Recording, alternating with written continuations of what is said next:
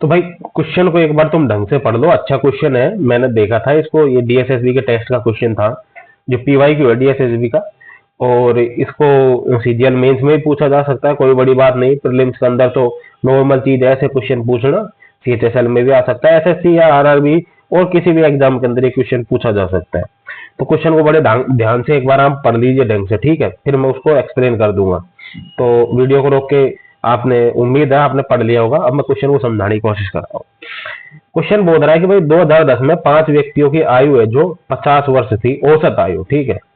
फिर 2015 में सबसे बड़े व्यक्ति की मृत्यु हो गई और उसी समय एक नए बच्चे का जन्म हुआ। इसको मृत्यु और बच्चे के जन्म को आप साइड में कर दो। एक काम करो कि इसको ऐसे करो आप कि जो सबसे ज्यादा वजन का एक आदमी था, वेट के आधार पे ले लो। तो एक व्यक्ति चला जाता है, दूसरा व्यक्ति आता है, ठीक है। जिसका वेट 0 kg है वो व्यक्ति एंट्री करता है, और जिसका वेट है जो सबसे ज्यादा था वो चला जाता है। अब हमें ये नहीं पता कि जो सबसे भारी वेट का जो बंदा था उसका वेट कितना था। सबसे भारी वेट का बंदा यानी सबसे ज्यादा एज वाला बुजुर्ग व्यक्ति था सबसे बड़ा, तो सब सीधी सी बात है ना, उसका सबसे ज्यादा एज होगी। तो हमने एज को वेट से कन्वर्ट कर दिया, ठीक है, थोड़ा समझाने की दृष्टि से। ओके, तो सबसे ज्यादा वजन भारी वजन का जो बंदा था, बच्चा था, वो ग्रुप से चले गया, 5 बच्चों ग्रुप से एक नया बंदा आ गया, ठीक है, जिसका वेट है 0।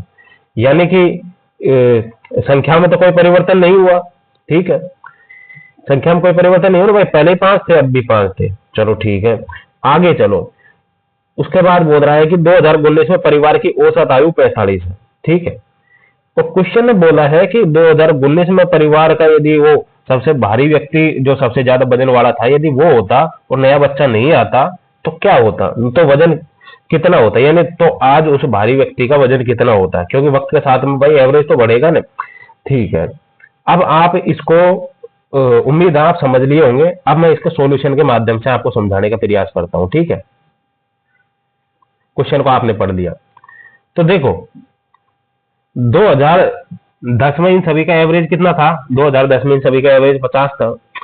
तो 2019 में यदि वो भारी वजन वाला व्यक्ति नहीं जाता या फिर वो बुजुर्ग व्यक्ति नहीं चल जाते तो उनका 2019 में वेट कितना होना चाहिए था भाई। 9 वर्ष हो गए तो प्रत्येक का 9 बढ़ेगा, यानी एवरेज 59 हो जाता, ठीक है। देखो साइड में देखो, एवरेज 59 हो जाता, ठीक है, ये देखो एवरेज 59 हो जाता यदि वो बंदा नहीं जाता तो, ठीक है, 59 हो जाता एवरेज।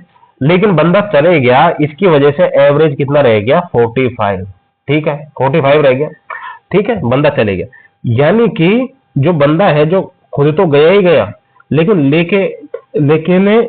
जो ये 14 वेट है जो एक्स्ट्रा और लेके चले गया, इन सभी का जो बचे हुए कैंडिडेट्स थे ना उनका भी 14 लेके चले गया। खुद के हिस्से का वजन तो लेके गया ही गया वो, लेकिन इसके अतिरिक्त वो 14 किलो वजन और लेके चले गया। अब आप समझ रहे हो भाई कैसे 14 किलो ले गया।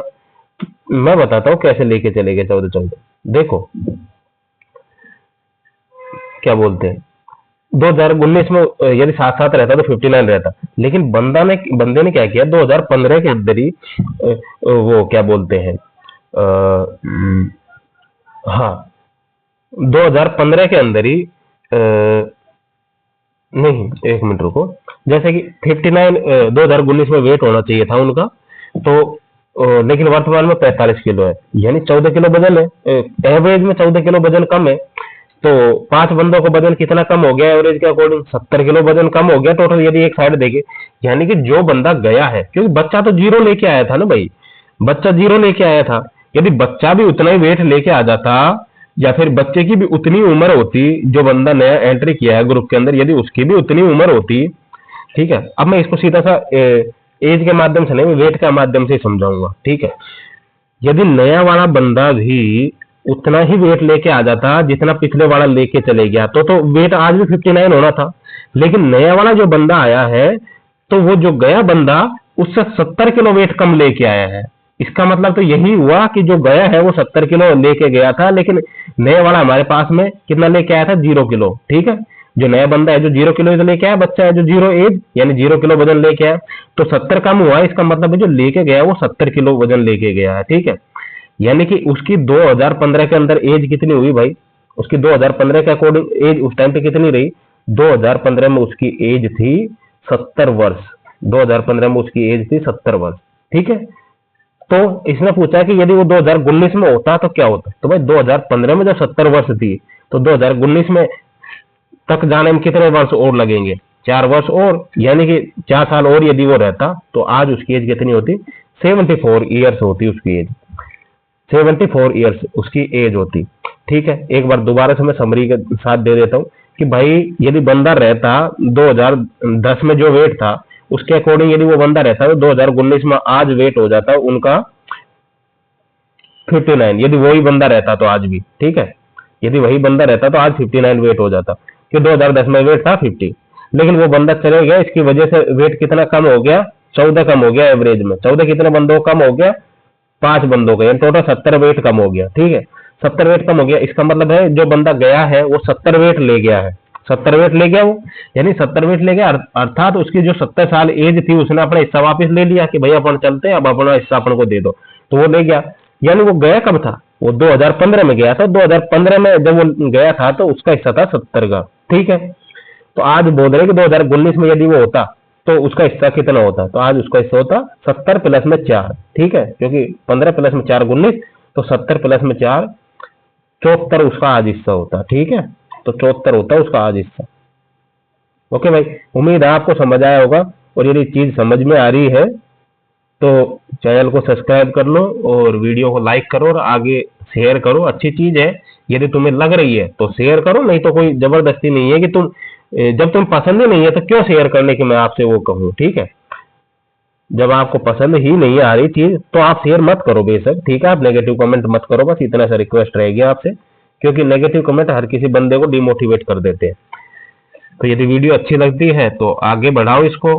ठीक है, मेरे सॉल्यूशंस पसंद आते हैं तो उसको आगे बढ़ाओ। ठीक है, ओके भाई, मैं पूरी कोशिश करता हूँ समझाने की, फिर भी अभी थोड़ा सा नया नया बंदा हूँ तो समझाने में थोड़ी सा कैमरे को या फिर मोबाइल पर समझाना इतना आसान नहीं होता। देखो, खुद जो कर लेता है वो तरीका को समझा पाए, इतना आसान चीजें होती नहीं, लेकिन फिर भी मैं उसकी कोशिश कर रहा हूँ, धीरे धीरे और सुधार हो जाएगा। ठीक है भाई, तो आपके एग्जाम्स के लिए ऑल द बेस्ट। ठीक है, लगे रहिए।